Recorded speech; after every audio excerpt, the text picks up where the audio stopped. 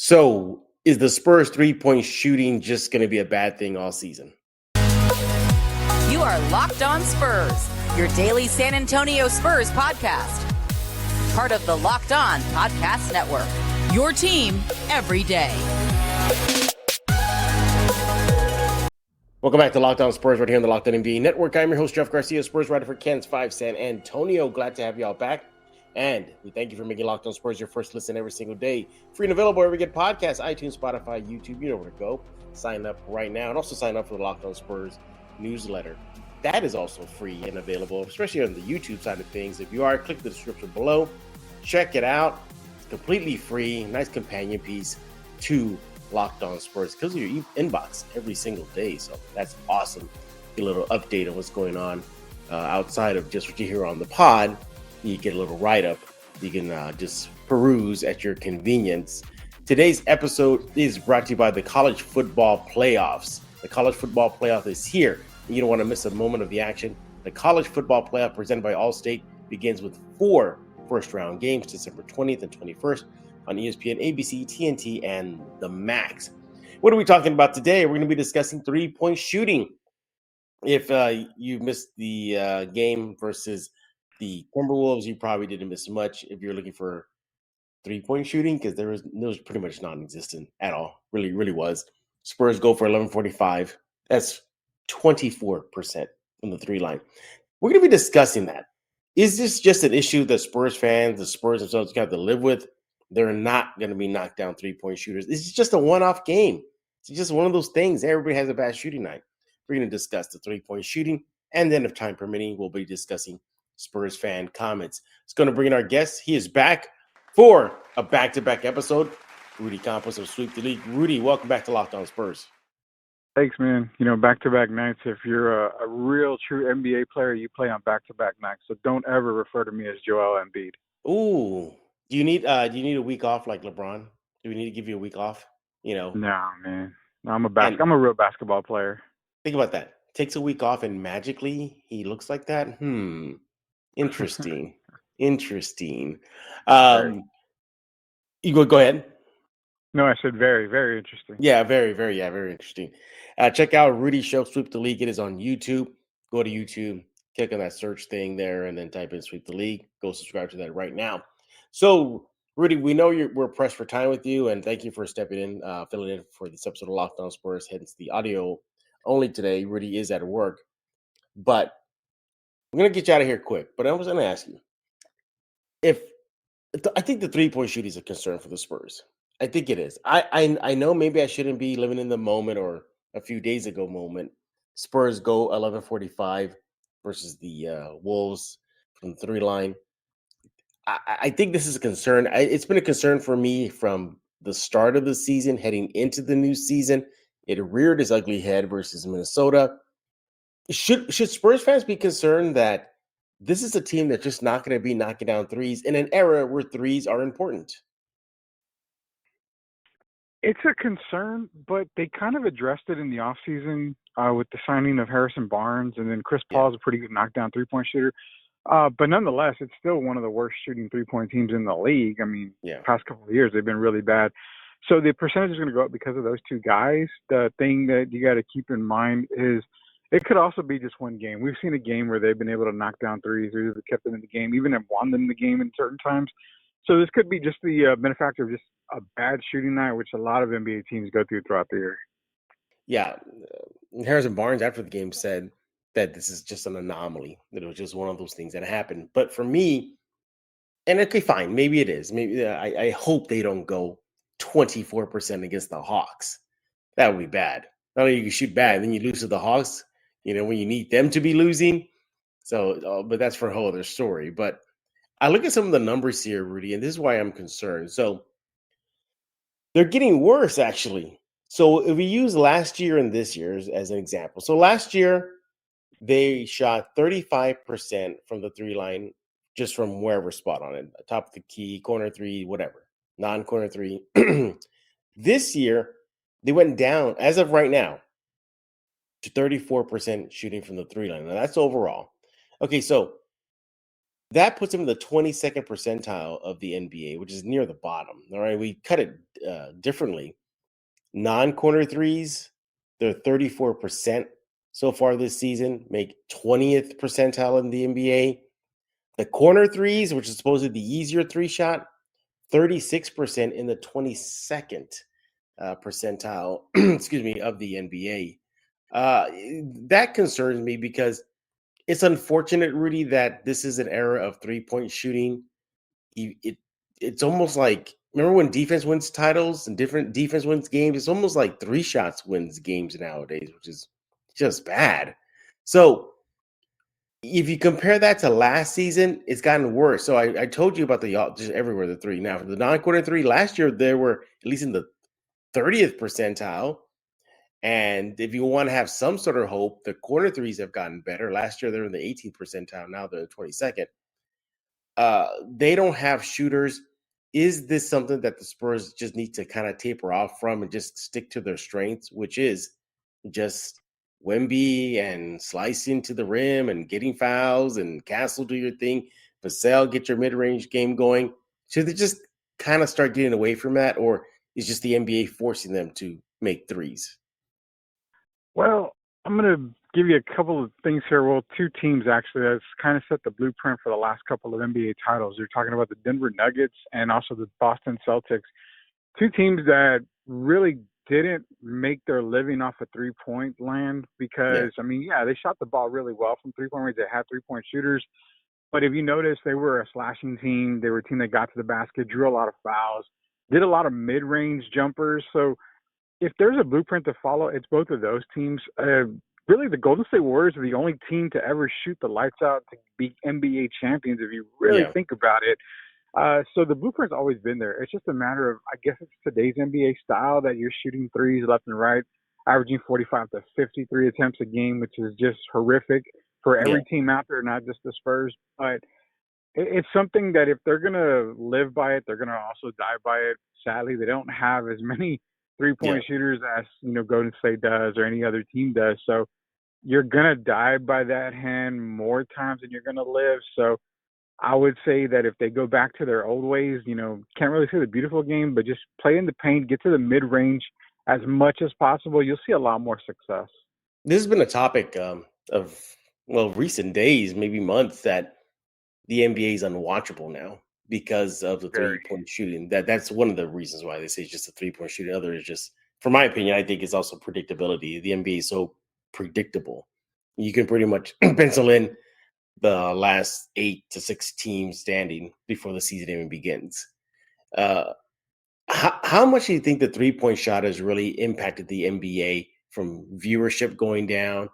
And then sometimes we've seen highlights where instead of attacking the rim on fast breaks, players just pull up from three when a wide open lane to the rim is there.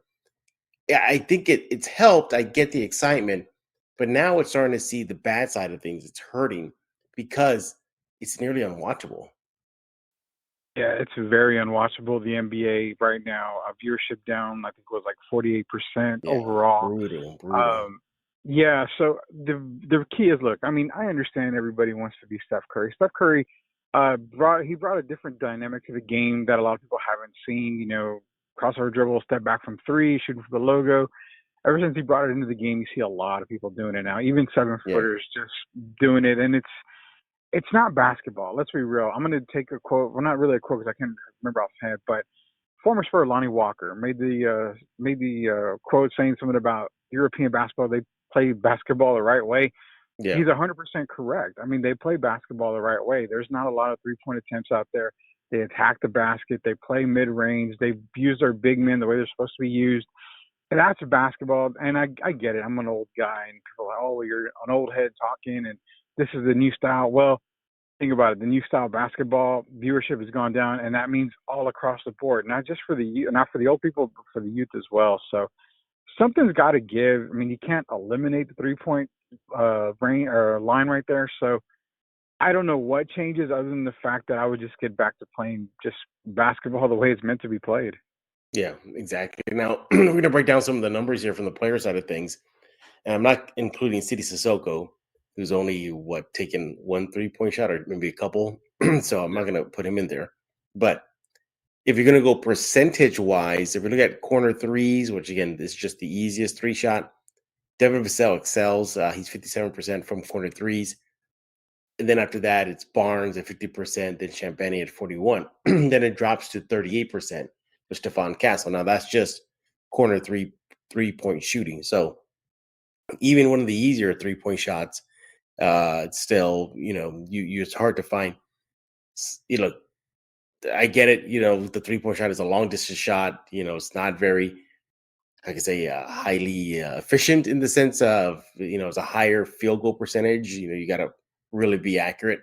But if you, it just feels like to me when you have Wemby there and other bigs, and other guys that can get to the rim like Keldon and Castle, Chris Paul, Wemby, why not use those strings? Why not flip the script on the NBA, Rudy, and say, okay, fine, everybody loves a 3-point shot. We're going to go back to 2 points. And I know the analytics say 3-point shots are better than 2 shots, but this is a situation, Rudy, where the Spurs don't have that 3-point shooting, a consistent 3-point shooting.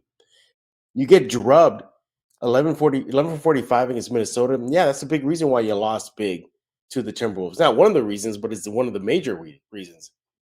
You know what?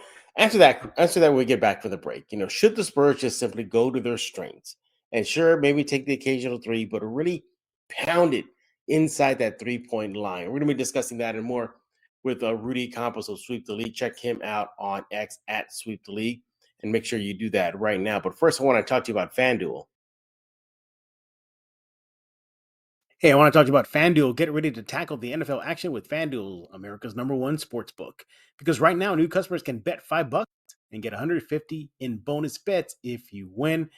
The FanDuel Sportsbook app gives you everything you need and the place where to place live bets on the NFL all in one place. So you get a hunch in the middle of a game. You can check out the latest stats, view live play-by-play, and so much more on the same page where you place your bet. Just visit FanDuel.com right now to join today. By the way, the app is very easy to use, user-friendly. It's very intuitive and not hard to navigate whatsoever. Sign up is easy. Hey, look, NFL action, as mentioned, is underway. NBA action is underway. Your Spurs are underway right now. What more do you need? Go to FanDuel.com right now to join today. You'll get started with $150 in bonus bets. Again, $150 in bonus bets if you win your first $5 bet. All that takes is just for you to go and sign up right now. That's FanDuel.com. Never waste a hunch and make every moment more with FanDuel, an official sportsbook partner of the NFL. Hey, I want to talk to you about Mudslingers Drive-Thru Coffee. Go there right now. San Antonio, 2404 Thousand Oaks Drive. Open every single day from 6 a.m. to 6 p.m. They have it all. Great menu, cold drinks, hot drinks, coffee, the signature drink, Mudslinger, iced lattes. Pick something you're craving. They'll have it. Check out the menu. A proud local sponsor of Locked On Spurs and a proud community member serving San Antonio the best coffee in the city. Go there right now. Open every single day from 6 a.m. to 6 p.m.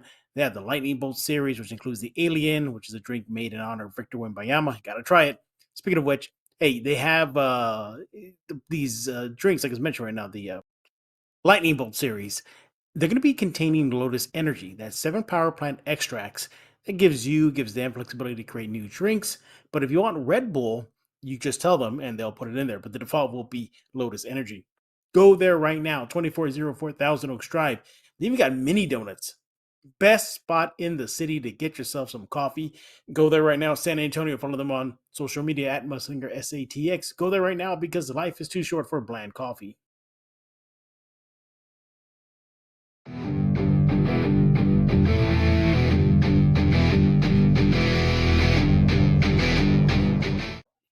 We're back right here on Locked On Spurs with Rudy Campos of Sweep the League, who never lost a 3-point shootout versus Craig Hodges. Is that true?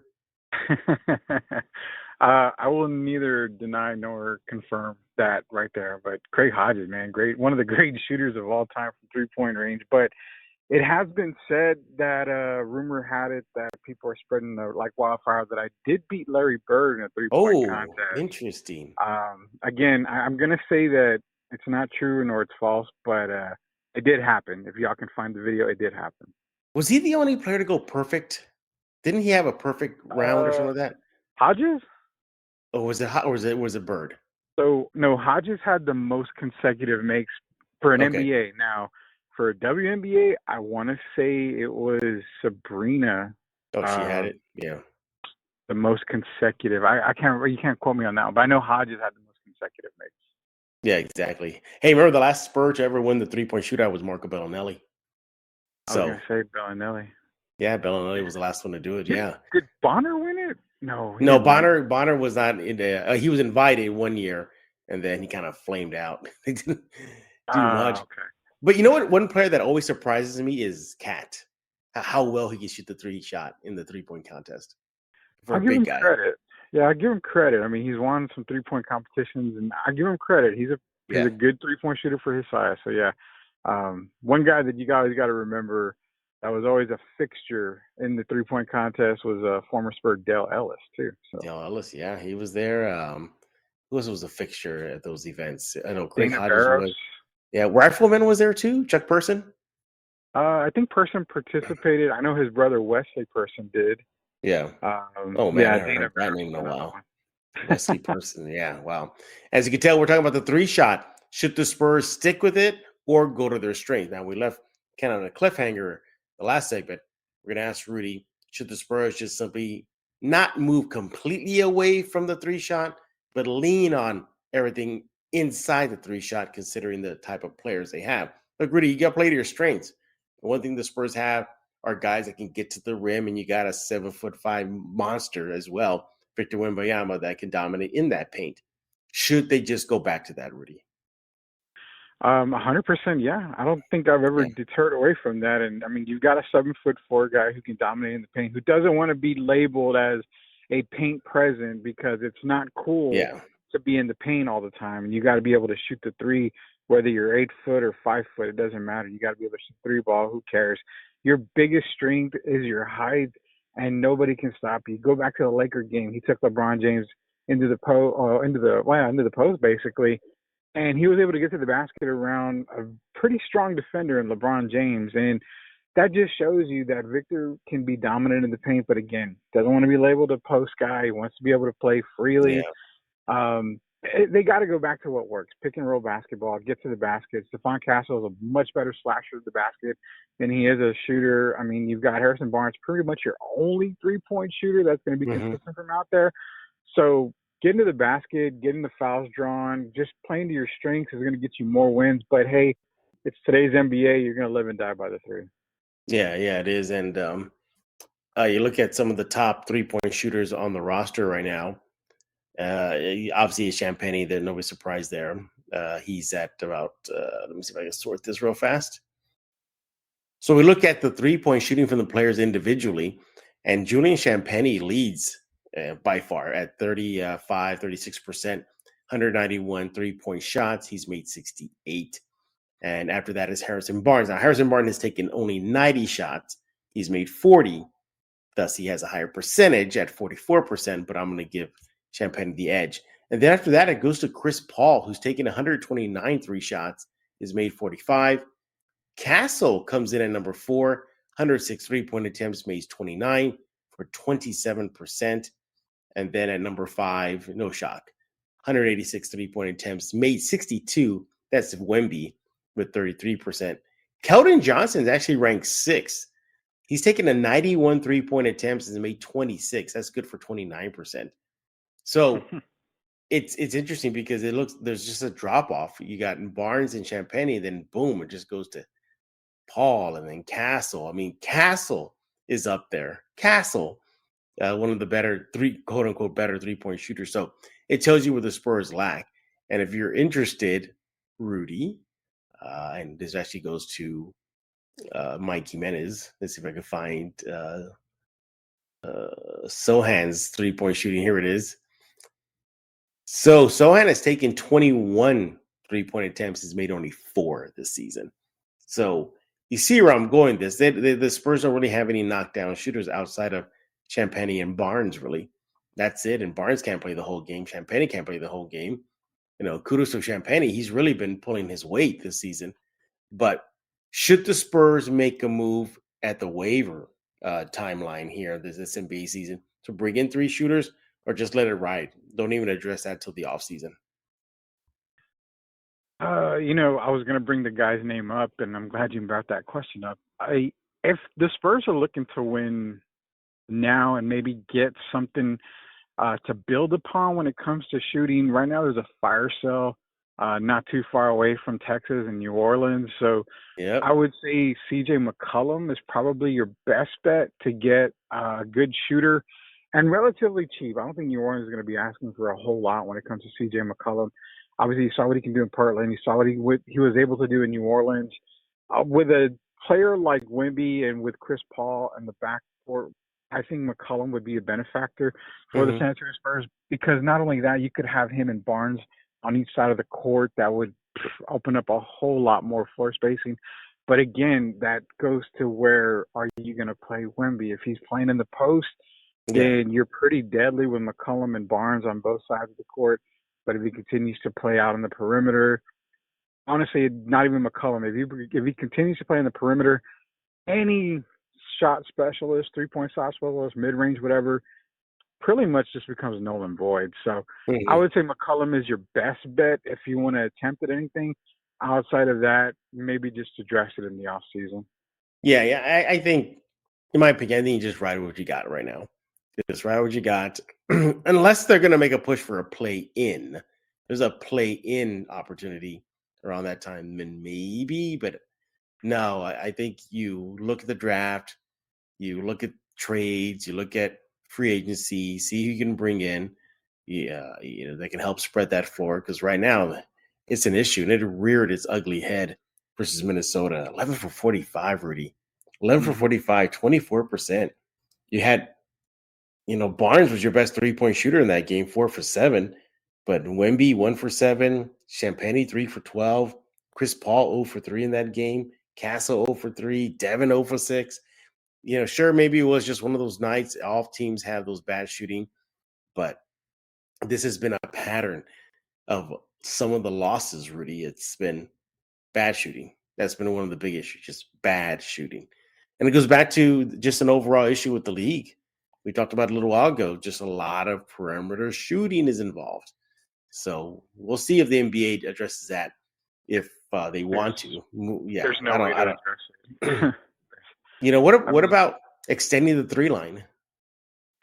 I mean, they're already shooting from half court basically, so that won't help at all. So, I mean, really, the league you see right now is going to be the way it's going to be until somebody comes in who's a dominant big man who can, bring back an old school style. Now, I'm not talking about the physicality. I'm just talking about the way the game is supposed to be played. Now, I say supposed to be played while we have, teenagers and 20-year-olds are going to call me out on Locked On Spurs for saying, well, you're just an old man. You're allowed to take 5 steps now because it increases scoring. Well, yeah, but that's not basketball. Yeah, that's not basketball at all, yeah. We'll see what the NBA will do or if they will do anything moving forward. All right, those are our thoughts on the Spurs' bad shooting from the 3-line, that is, and just overall the NBA. Is this an issue? Let Rudy know on X at Sweep the League. Let me know by simply following the Locked On Spurs YouTube page, subscribing, and checking out every single show. All right, when we get back, we're going to be discussing you guys, Locked On Spurs fans, and some of the comments you've been leaving over at the Locked On Spurs YouTube page. But first, I want to talk to you about Robinhood. With Robinhood Gold, you don't need a silver spoon to eat up the financial favors of the 1%. Robinhood Gold allows others to get the rates and perks usually reserved for the high society.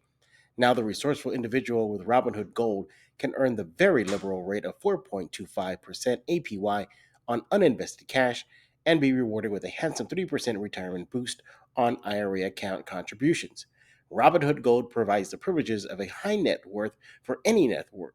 These generous benefits are now available for only $5 a month.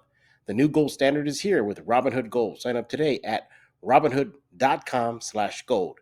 Terms apply. For product-specific disclosures, visit Robinhood.com/gold. Investing involves risk. Rate may change. Gold membership is offered by Robinhood Gold, LLC. Did Rocket Money help you find any subscriptions you forgot about or that you were paying for twice? That definitely happened to me. I had a few subscriptions that I didn't even realize I was still paying for, and Rocket Money made it so easy to track them all down. It's like having a personal assistant with your finances. Rocket Money is a personal finance app that helps find and cancel your unwanted subscriptions and monitors your spending and helps lower your bills so you can grow your savings. It brings everything together in one spot. Whether it's subscriptions, your spending habits, or even goals you want to hit this year, Rocket Money has over 5 million users and has saved a total of $500 million in canceled subscriptions, saving members up to $740 a month a year when using all of the app's premium features. Look, for me, it's one of the best features is the subscription tracker. I've used it to cancel services I wasn't using anymore, and I've already saved a ton. Plus, with their goals feature, I've been able to automatically set aside money for my future. No more stressing about budgeting each month. Cancel your unwanted subscriptions and reach your financial goals faster with Rocket Money. Go to rocketmoney.com/lockedon today. That's rocketmoney.com/lockedon. rocketmoney.com/lockedon.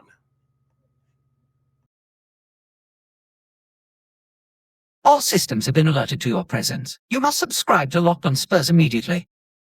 We're back right here on Locked On Spurs with Rudy Campos of Sweep the League. Check him out on X at Sweep the League. He'll be talking about his show in just a few minutes. All right, Rudy, let's go and dive into some of these Locked On Spurs YouTube fan comments. And here we go. So, hey, right on cue. This is from Hugh Good. He says, or she says, it's just missed shots. That's all that happened, to which happens to all teams as the team is teaching on the fly and everyone is learning chemistry and sets in different lineups. So it's okay. So perfect timing here. This fan is leaving comments regarding the bad shooting, just simply missed shots. And I agree with you, Hugh. It was missed shots. That was a big reason why. And Mitch Johnson talked about it at the post game. But it's just been a pattern for this Spurs team. The pattern has been bad shooting, which leads to most of their losses. But Hugh Lee brings up a good point here, Rudy. Do you think it's also a mixture of just still teaching on the fly and then the chemistry issues that they're having with so many players in and out of the lineup? The chemistry part, I would say, has a little bit to do with it, but not so much. I mean, a lot of these guys have played together already for years. I mean, Stephon Castle's pretty much been the only guy who's brand new. You can say Chris Paul, you can say Harrison Barnes, but they're old enough veterans to where they can adapt right away and they can come in, kind of get their off-season workout with the team and be fine for the year. Mm-hmm. I don't think it's so much about, learning on the fly still. I think it just comes down to this is the style of play. I mean, it's going to be three-point shot after three-point shot, and it's just going to be like, okay, when it's not falling, let's go get some easy baskets. But yet you look up at the scoreboard, you're down 15, 16 points. So I don't know. I mean, I don't think chemistry is a problem. I think it's just the style of basketball. Yeah. All right. The next comment is from Mandozan. He says, too many injuries. Got to stay healthy so the whole team can get into the rhythm together. Still a better start than last year, though. Last year, they were in the middle of the pack. They were in the middle of an 18-game losing streak. Now, Mandozan is reacting to the comment that CP3 talked about slow starts. Now, I had an article with CP3, a little chat I had with Chris Paul about slow starts. And if Harrison Barnes brought it up again after the loss to the Minnesota Timberwolves, saying, hey, let's not worry about the shooting. That was an anomaly, but we could talk about, poor starts. So poor starts again for the Spurs. And, the Spurs, they got outscored in that first period versus Minnesota, Rudy, 28-19. What do you think? Do you think that's another big issue, these poor starts? And also, too, he brings up a good point, Mendoza, in the comment there here, saying, hey, look, last year they were in the middle of an 18-game losing skid. Right now they're 500. I mean, that's progress, Rudy, by definition. I've latest Locked On Spurs that I talked about it was the fact that they are ahead of schedule for the season, and they really are. I mean, they're way better record-wise than they were last year. Slow starts are going to hurt anybody, and they're going to cause teams, especially young teams, to panic. So what happens when you panic? You start thinking to yourself, well, we're down 10, we're down 15. One thing kids don't understand is you cannot make up a 15-point lead in a matter of a few minutes. It takes a little while. So when I say panic, that's when you start seeing more three-pointers being shot. Why? Because it's so much easier math-wise if you hit 5 three-pointers guess what? You're tied rather than taking the high percentage shot where if you hit, 7, you're down 1. So, I mean, it's a panic thing if you get off to a rough start, and then it's like an avalanche, a snowball just keeps getting bigger and bigger and bigger until you're down 20, 25 points, and then you're crawling to get back. So I believe slow starts have a lot to do with it, and it's something that they've got to get up to a fast start, and it just comes with finding the right starters to be on the floor at the same time. Yeah, exactly. Yeah. Barnes is right. The slow starts has been an issue, and it really, really has. I think they rank as far as offense and deep, just net rating, just for say net rating, like one of the worst teams when it comes to first periods only. So near the bottom of the barrel. So that's an issue, and they keep having to play from behind, and it's going to catch up to them. It's going to catch up to them. Where I wouldn't be surprised if they rattle off a long losing skid because of it, or they get winded as the season goes on because of these issues of having to come back from a deficit. But yeah, it's just part of the process. Hey, but they are ahead of the process, as Rudy and I explained on yesterday's Locked On Spurs, which is out already. Just go back and look at yesterday's Locked On Spurs and check us out. He is Rudy Campos of Sweep the League. Follow my next at Sweep the League. Hey, I know you're pressed for time here, but quickly, what can you tell us about Sweep the League? Yeah, go to YouTube, search Sweep the League TV, hit that subscribe button. I mean, we got the college football playoffs coming up, so we're giving our picks, we're giving you all of our analysts' takes and everything. It's myself, it's Derek Irvin, it's Coach Gio. Playoffs for NFL's coming up too, and then once that's done, we're going to wrap up a lot more college basketball and NBA talk. Who better to get more NBA talk than by listening to Locked On Spurs, but also by listening to Sweep the League? I mean, we've got a former NBA player, so if you need everything in and out of it, this is the place you got to be. Sweep the League TV on YouTube. Absolutely. Again, follow him on X at Sweep the League. Rudy, we thank you for coming off the bench again and filling in for another episode of Locked On Spurs. We'll be back tomorrow talking all things silver and black. As the Spurs are off for a few days, we'll keep you busy here at Locked On Spurs discussing all things about your favorite Spurs / NBA team. So also check out the Locked On Spurs newsletters in the description below on the YouTube side of things. Click on that. It's completely free. Nice companion piece to Locked On Spurs. So for Rudy Campos, I am Jeff Garcia. We're going to put a lock on this episode of Locked On Spurs.